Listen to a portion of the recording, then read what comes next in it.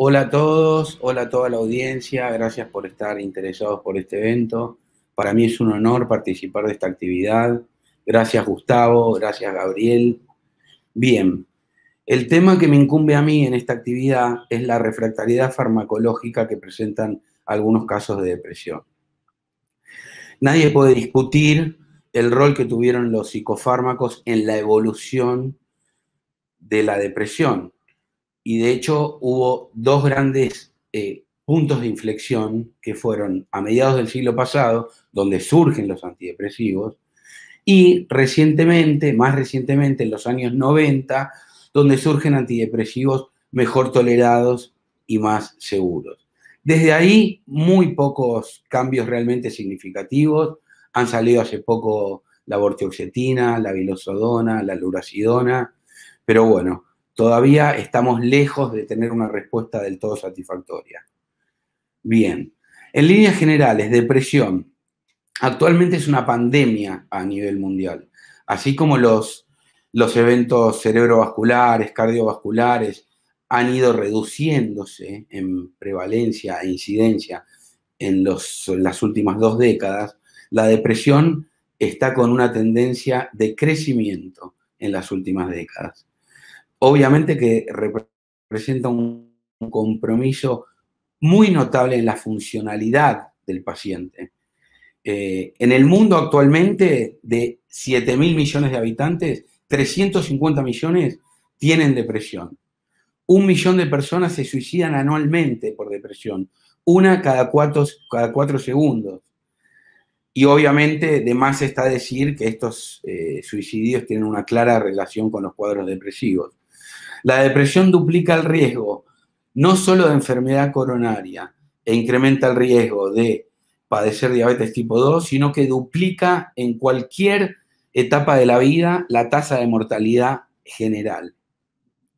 Bien, esta es una ilustración que representa algunos resultados del estudio STAR-D, que ilustra el tiempo de latencia de los fármacos. En el eje vertical se representa el porcentaje de pacientes que tuvieron un 50% de mejoría sintomatológica, es decir, que respondieron en función de un tiempo de semanas. Y fíjense que esto tiene correlación con lo que siempre decimos de la latencia de los antidepresivos de 4 a 8 semanas, promedio 6, aunque en algunos casos se ve previamente. De manera tal que hay que tener en cuenta que además de antidepresivos más efectivos, lo que estamos buscando es fármacos que actúen con menor latencia. Bien. El primer paso cuando uno diagnostica que es una depresión resistente es primero reconsiderar el diagnóstico inicial. Puede ser otra patología que curse con síntomas afectivos, puede ser un trastorno psicótico o una depresión con síntomas psicóticos, o un deterioro cognitivo propio de un cuadro demencial, por ejemplo, que ahí se confunde la depresión con la apatía. O bueno, de más está decirlo, cualquier depresión consecuencia de una enfermedad médica. Otro paso fundamental es explorar las comorbilidades, el abuso de sustancias. Si está consumiendo, muy difícilmente adhiera y responda. Otras patologías psiquiátricas y siempre evaluar la adherencia al tratamiento. Bien, las preguntas con las que nos encontramos ante un caso de resistencia al tratamiento, a las primeras líneas, es ¿qué hacemos luego, posterior a optimizar la dosis? ¿Qué hacemos? ¿Lo cambiamos por otro en monoterapia? ¿Combinamos con otro antidepresivo?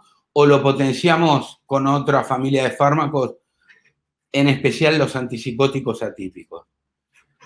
Rotar a monoterapia tiene sus ventajas, como por ejemplo que no hay interacciones, porque no estoy administrando 2 fármacos, sino un solo principio activo. No se suman los efectos adversos, porque continúo con un solo fármaco. Obviamente que la simplicidad y por ende la adherencia se ven más facilitadas. Y ahora vamos a ver algunas características de la terapia con combinación con otros antidepresivos o con potenciación con otros psicofármacos. El inicio de respuesta suele ser más rápido. Puede abordar los síntomas residuales, esos que a pesar del retorno de un estado anímico igual al premórbido, digamos, desde el punto de vista del humor, ya se remitió en ese aspecto, pero bueno, quedan algunas cosas que comprometen la funcionalidad. Puede estar vinculado a la higiene del sueño, a la alimentación, déficit cognitivo y demás. Bien, y obviamente que los que responden con mayor latencia al primer tratamiento pueden beneficiarse del medicamento inicial, a veces por la potenciación de los mecanismos de acción en sí. Bueno, entonces fundamentalmente una decisión clínica basada en si existe al menos una respuesta parcial con el tratamiento inicial. Si hubo una respuesta parcial, difícilmente sea lo más atinado retirar por completo ese fármaco. Bien, estas columnas ilustran, son gráficos que definen lo que es la tasa, es decir, el porcentaje de pacientes que respondieron con antidepresivo más antipsicótico versus el porcentaje que respondieron con antidepresivo más placebo. Y claramente las tasas de respuesta fueron mucho mayor con la potenciación y lo propio con las de remisión, según este estudio. Bien, hay que tener en cuenta que si bien a veces uno logra una eficacia mayor con el uso concomitante de antipsicóticos, estos tratamientos en el largo plazo generan alteraciones metabólicas, tales como tendencia a la hiperglucemia, predisposición a la diabetes, hiperlipidemia, aumento de peso, que en el largo plazo puede predisponer a otras patologías que en el balance costo-beneficio uno lo tiene que tener muy en cuenta también. Porque pensemos que con estas técnicas farmacológicas vía oral, al paciente lo estamos inundando en todo el organismo de psicofármacos. Bien, esta es una lista de muchos agentes utilizados para los casos de depresión que no responden a las líneas convencionales, como, digamos, potenciación y combinación con otros fármacos, bupropión, mirtazapina, por ejemplo, el California Rocket Fuel, el combustible para cohetes de California, de mirtazapina con venlafaxina, que es como que genera un chorro trimonoaminérgico, ¿no? Los atípicos, como vimos, los IMAO, que bueno, hay que ser muy cuidadoso con estos fármacos, que son muy eficaces. Litio, hormona tiroidea, buspirona, psicoestimulantes, como el metilfenidato, bueno, también modafinilo y armodafinilo, pramipexol, un agonista dopaminérgico utilizado para el Parkinson, S-adenosilmetionina, nefazodona y demás. Y en este gráfico vemos que estos agentes, digamos, que se utilizan para potenciar los fármacos que ya tenemos como tratamiento de base, tienen estudios, han sido estudiados, y vemos que algunos dieron positivo, es decir, se desprendieron del placebo en una forma estadísticamente significativo, pero muchos tuvieron estudios negativos solamente, o 2 positivos, 2 negativos, y son estudios serios. Con lo cual estamos viendo que las herramientas que estamos usando, por decirlo de alguna forma más coloquial, son como un manotazo de ahogado, porque no hay un incremento notable, realmente notable de la eficacia. Bien, esto es lo que muestra las guías de la Federación Mundial de Psiquiatría Biológica, un algoritmo que, para verlo sucintamente, abajo a la izquierda vemos que si el tratamiento inicial con IRS combinado con un inhibidor de un receptor presináptico, como la mirtazapina, como hablamos recién, con el receptor alfa-2, no funciona, ahí hay que pensar en estrategias de potenciación. La primera línea es litio, quetiapina o aripiprazol, según estas guías. La segunda, hormona tiroidea o olanzapina en combinación fija con fluoxetina, producto que sale al mercado en un solo comprimido, el Simvax, que entiendo se discontinuó. Siempre considerar terapia electroconvulsiva, en nuestro medio casi en desuso, digamos, por cuestiones de corte netamente ideológicas, no científicas. Y si funcionan o funcionan parcialmente, considerar esos fármacos que han demostrado en metaanálisis una eficacia realmente notable para cuadros de depresión resistente, como en el estudio de Montgomery y Schatzberg, que concluyen que la venlafaxina y el escitalopram fueron los más eficaces para este tipo de depresiones. Bueno, las guías CANMAT de potenciación en depresión resistente. Fíjense, primera línea, aripiprazol, quetiapina, risperidona. Segunda, brexpiprazol, un hermano muy cercano del aripiprazol por su mecanismo de acción, que acaba de salir al mercado en Argentina. Bueno, bupropión, litio y demás. Bien. Esto en líneas generales para darles una idea que en los últimos años hay líneas de investigación muy serias sobre el uso de esketamina y de ketamina, en este último caso, en forma endovenosa.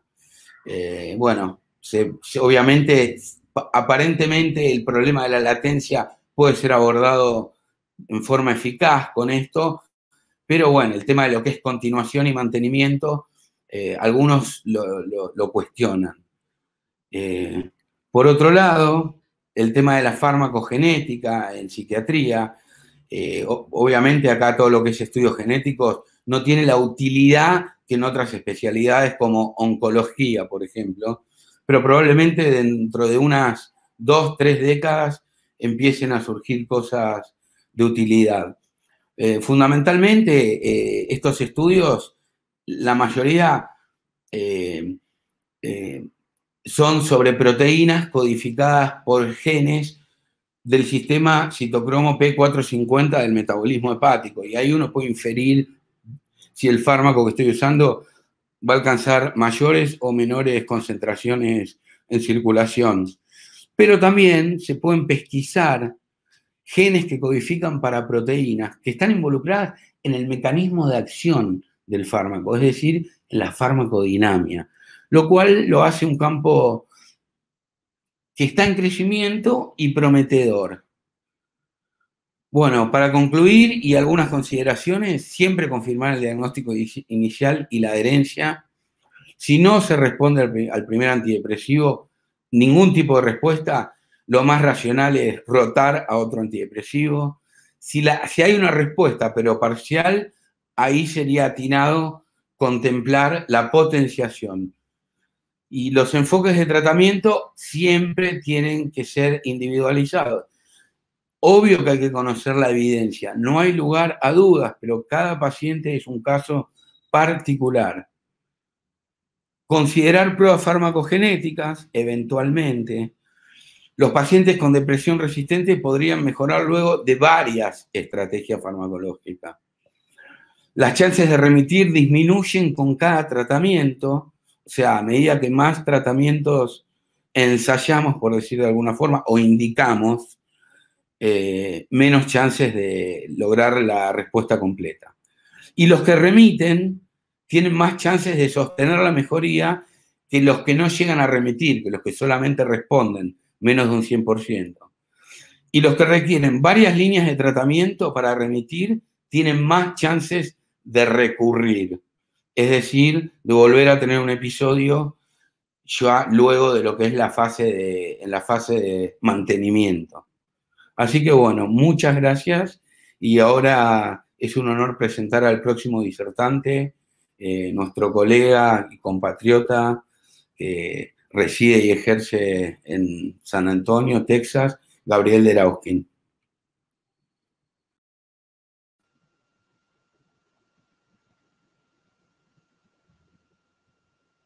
¿Qué tal? ¿Cómo están? Un verdadero placer participar de la mesa. Muchas gracias, Leandro, por la invitación y a ustedes por participar remotamente.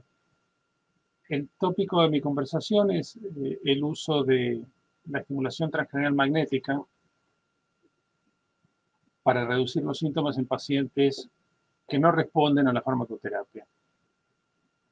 A pesar de los denodados esfuerzos que se han hecho en los últimos 70 años para identificar una terapia eficaz farmacológica para la depresión, la triste realidad es que un tercio de los pacientes con depresión crónica, definida como un episodio depresivo que dura más de 2 años, no mejoran con ninguna estrategia de medicación, incluyendo todas las que acaba de revisar con gran detalle Leandro. Este problema genera un costo financiero, emocional, personal y una letalidad, como también revisó Leandro, altísimas en todo el mundo en este momento, y como las tasas de depresión en general están subiendo en la población, en particular en algunos segmentos, como por ejemplo entre los adolescentes, este problema no deja de crecer. En respuesta a esto se han vuelto a rejuvenecer las estrategias que recurren al uso de electricidad como mecanismo terapéutico, de las cuales la mejor establecida es también, como dijo Leandro, la terapia electroconvulsiva, que tiene ya casi 100 años de desarrollo tecnológico y otros tantos de exploración médica, cuya eficacia, en particular en los pacientes con depresión refractaria, está más allá de toda discusión. Sigue siendo la mejor terapia que disponemos para estos pacientes, que responden con una tasa del 70%, es decir, algo más de 2/3 de aquellos pacientes que después de 2 años de esfuerzos denodados por parte de los médicos y de los pacientes y de sus familias no han mejorado, responden a la terapia electroconvulsiva. La desventaja mayor de esta modalidad terapéutica es que es una modalidad cuasi quirúrgica, requiere un quirófano, requiere el uso de un ambiente hospitalario, requiere un anestesiólogo, y por lo tanto no está inmediatamente al alcance de los consultorios de psiquiatría ambulatoria. Como consecuencia de eso, se han empezado a desarrollar otras técnicas que también usan electricidad de forma dirigida a blancos particulares dentro del encéfalo, pero sin necesidad del uso de anestesia, sin necesidad del uso de un ambiente quirúrgico. Y a veces incluyen, como mejor establecida, la estimulación transcranial magnética, de la que vamos a hablar en detalle, pero varias otras formas de terapia que lamentablemente no podemos cubrir hoy. Estas terapéuticas no quirúrgicas, estimulación cerebral, son ya parte del armamentario rutinario en todos los países de Europa y de Norteamérica. La Administración de Drogas y Alimentos de los Estados Unidos, FDA, aprobó el uso clínico de la terapia transcranial magnética hace ya más de 15 años, y es una terapia establecida cuyas formas de administración han ido variando sutilmente a lo largo de ese periodo de 15 años y que vamos a repasar en algún detalle. En cualquier caso, hay múltiples ya estudios metaanalíticos que combinan los datos de otros estudios aleatorizados con controles a doble ciego y que demuestran que la estimulación transcranial magnética de la corteza dorsolateral frontal izquierda con estimulación relativamente rápida de 10 a 12 hercios y la estimulación de la corteza dorsolateral frontal derecha con una estimulación de menor frecuencia, entre 1 y 2 hercios, tienen eficacia terapéutica en los pacientes con depresión refractaria con una tasa de respuesta que se aproxima al 62-63%. Cuando la terapia se hace bilateral, mejora en algo la eficacia, y hay otras formas, como les decía antes, como la estimulación con corriente continua. Ahora bien, el uso de electricidad como terapéutica de los trastornos neuropsiquiátricos dista de ser moderno. En la época del Segundo Imperio Romano, cuando Nerón era el emperador, el médico romano Estrabonio, que era uno de los médicos de la corte, descubrió que el uso de la raya eléctrica torpedo, que es común en las aguas del Mediterráneo italiano, podía usarse cuando se usa la descarga eléctrica de la raya como método terapéutico para el tratamiento de las cefaleas severas o intratables, así también como para el tratamiento del dolor, la gota en particular. Pero no fue sino hasta el siglo XVIII cuando Luigi Galvani, también en Italia, descubrió que la electricidad podía usarse para generar respuestas mecánicas en tejido ex vivo, particularmente en ranas y sapos, que la electricidad volvió a introducirse como método terapéutico. Y fue Faraday, casi un siglo después, o 50 años después, en Londres, que describió el mecanismo de acción por el cual un imán al que se lo electrifica y por el cual se hace correr una corriente eléctrica puede generar lo que se llaman corrientes simpáticas en un terreno, en un material conductor que está dentro del campo magnético del imán. Esto es lo que se explota desde los experimentos originales de Sherrington a comienzos del siglo XX como mecanismo, como aparato para introducir corrientes eléctricas en el cerebro, con el simple recurso de poner un imán cuyo campo magnético incluya a la corteza apuesto a la calota y hacer correr una corriente por dentro de ese imán. Eso genera, como acabo de contarles, por el mecanismo de Faraday, una corriente eléctrica simpática en el tejido nervioso subyacente que está dentro de ese campo magnético. Ahora bien, en ese tejido hay múltiples tipos de tejidos estimulables, incluyendo los cuerpos neuronales y los axones de varios tipos de neuronas. No voy a entrar en los detalles de este diapositivo, pero el propósito de esto es mostrar simplemente que el umbral de activación que muestra este eje de distintos tipos de neuronas es diferente según el tipo neuronal y según también la orientación de la neurona en la corteza. Este diapositivo muestra simplemente cómo cuando uno apone a la calota un imán de estimulación transcranial magnética típico que tiene esta forma de número 8, el campo magnético influencia de forma diferente a diferentes tipos neuronales según la geometría subyacente y la orientación de esos tipos neuronales, sus axones, sus dendritas, etc. El tercer elemento de variación respecto del impacto de esa corriente en el tejido subyacente es la forma del pulso eléctrico que se utiliza. Si el pulso es monofásico, la mitad de una onda sinusal o una onda sinusal completa, el tipo de respuesta eléctrica de las neuronas subyacentes también va a ser diferente. Como tenemos relativamente poco tiempo, estoy yendo un poco rápido, pero espero que las ideas centrales se entiendan. El concepto central acá es simplemente que la estimulación activa de forma más sencilla algunos axones, en particular los que están más cerca de la superficie de la circunvolución, y que dependiendo del tipo de neurona, su orientación y su umbral eléctrico, el efecto neto de una estimulación va a ser diferente, y que también es diferente dependiendo de la forma del pulso eléctrico que se utiliza. Por último, la frecuencia de la estimulación y el patrón de estimulación también alteran de forma diferente distintos subtipos neuronales. Y este diapositivo muestra simplemente que utilizando distintos tipos de estimulación y sin entrar en mayor detalle, uno puede generar o bien una ausencia de cambio en la actividad eléctrica de las neuronas, es decir, el patrón de activación de las neuronas subyacentes se mantiene estable, se reduce o inhibe, o se aumenta o estimula. Y esto se puede usar típicamente usando lo que se llama estimulación inhibitoria o estimulación de baja frecuencia, estimulación excitatoria o estimulación de alta frecuencia, o estimulaciones que generan un patrón estable.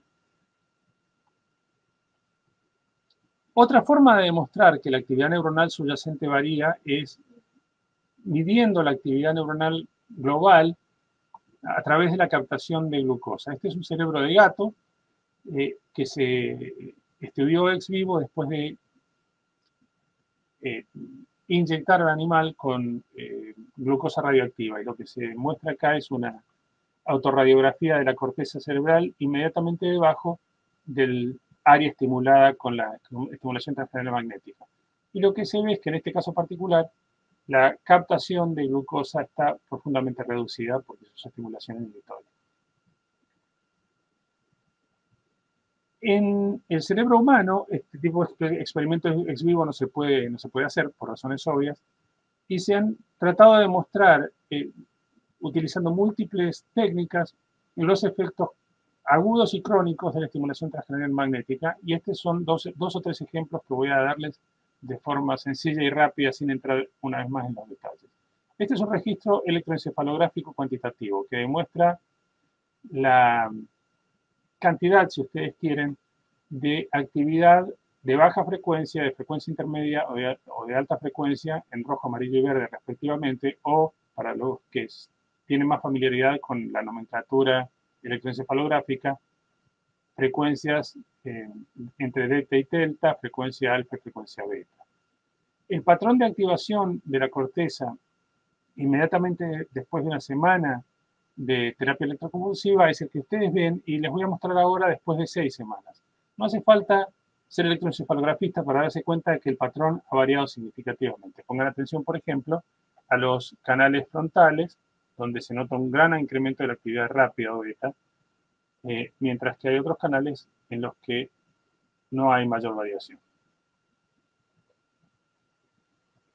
Lo mismo puede demostrarse utilizando una técnica conocida como espectroscopía subinfrarroja, que demuestra de una forma similar a la utilizada por la resonancia magnética funcional, la cantidad de hemoglobina que se transforma de oxigenada en desoxigenada en la corteza cerebral durante el transcurso de una actividad, en este caso durante el transcurso de la estimulación transcranial magnética.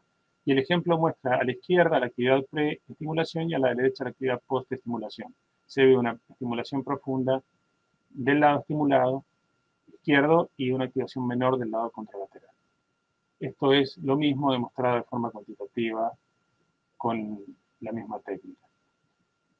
Utilizando la técnica que ustedes quizás por lo menos conozcan mejor de nombre, que es la resonancia magnética funcional, el mismo principio de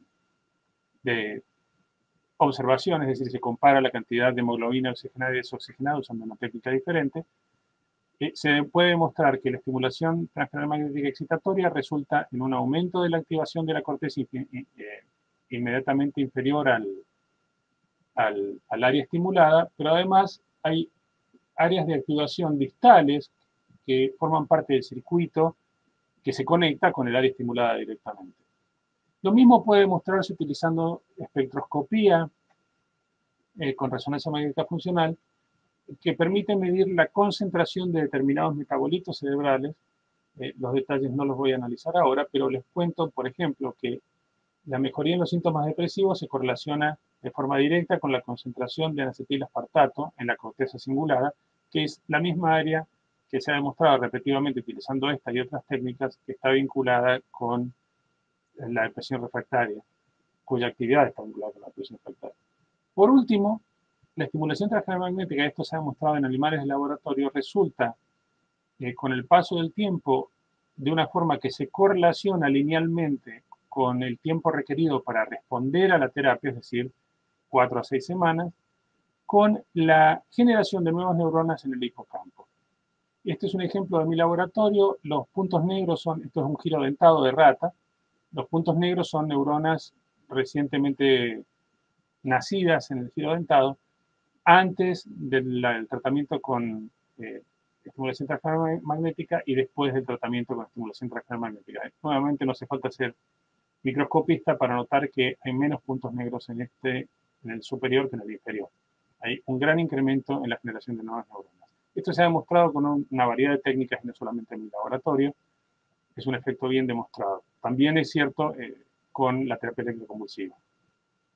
Por último, la complejidad de las neuritas de las neuronas en el hipocampo también aumenta luego del tratamiento con TMS.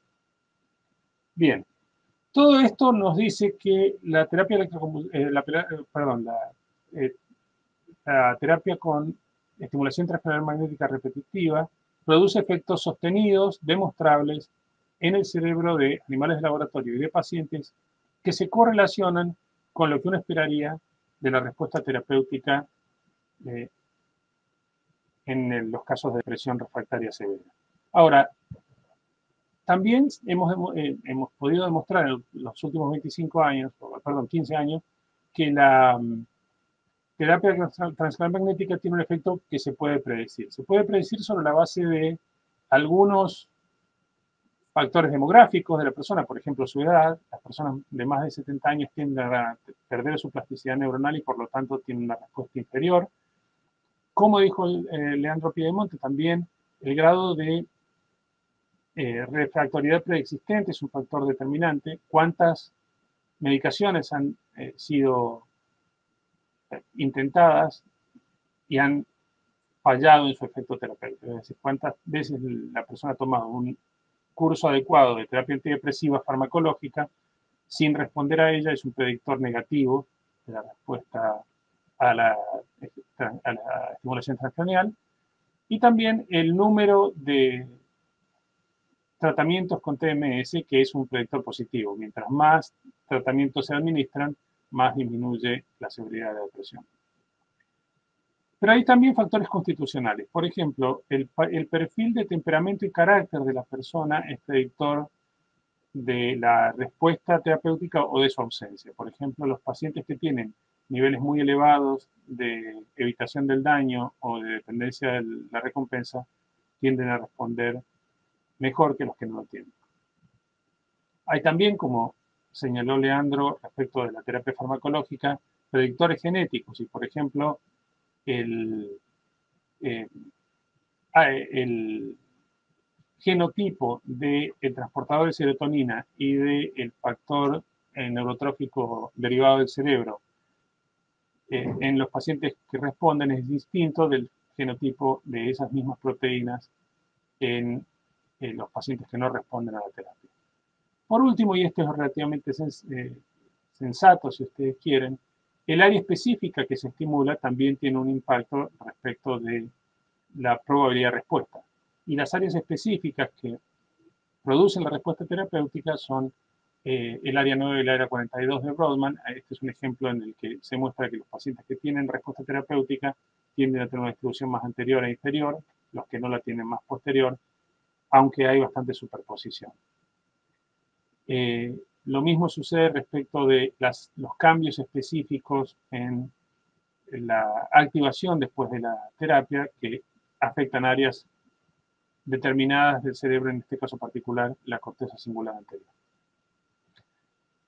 El último elemento de predicción se corresponde con la actividad cerebral basal previa, y esto se conoce como dependencia de estado. Hay una enorme literatura sobre esto en farmacología del comportamiento, comenzando en los años 30 o 40, pero que se ha extendido durante los últimos 40 o 50 años a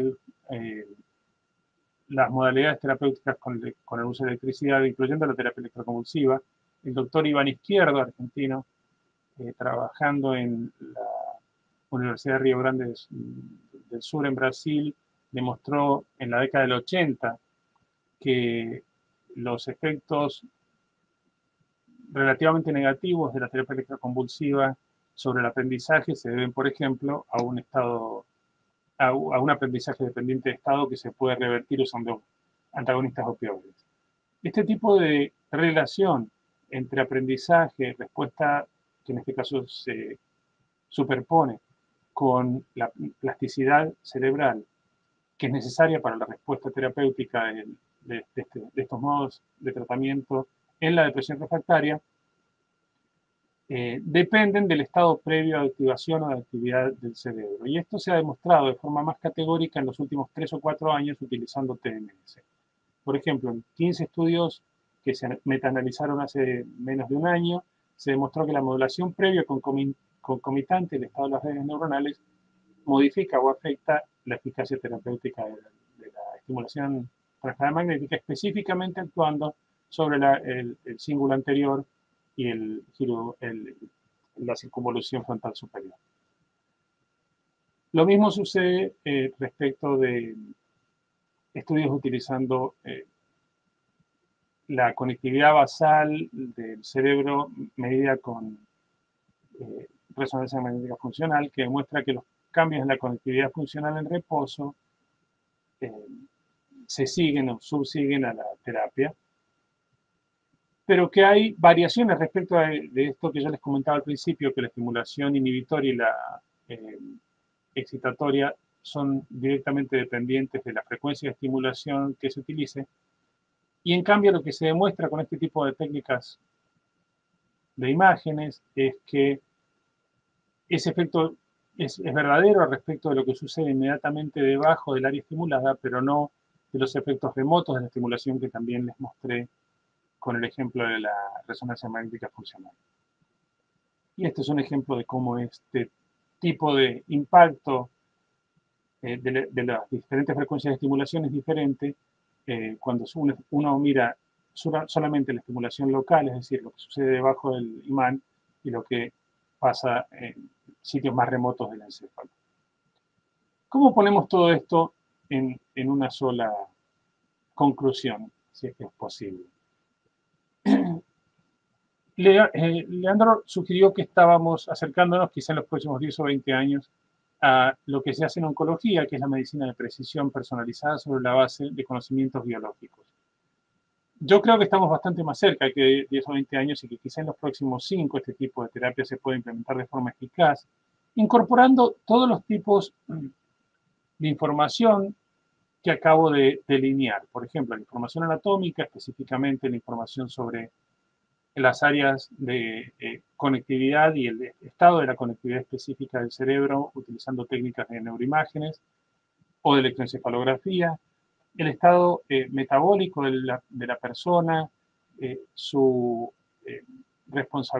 la respuesta adaptativa neuronal, es decir, su neuroplasticidad, o el estado basal de activación utilizando técnicas como la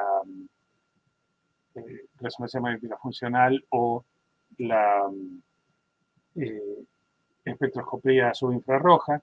Toda esta información se puede poner junta utilizando técnicas de aprendizaje de máquinas e inteligencia artificial combinadas que producen una nueva categorización de los pacientes sobre la base no solamente de su fenotipo clínico y la presentación de síntomas psiquiátricos, sino de su anatomía, su genotipo, su biología de base, su respuesta adaptativa neuronal, demostrada, por ejemplo, en los rasgos de personalidad o en la respuesta o los cambios adaptativos a la estimulación transcranial magnética o a otras formas de neuroestimulación.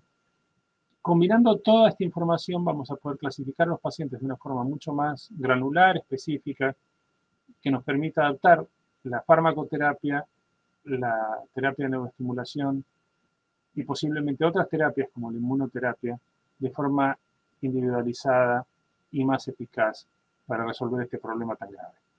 Muchísimas gracias.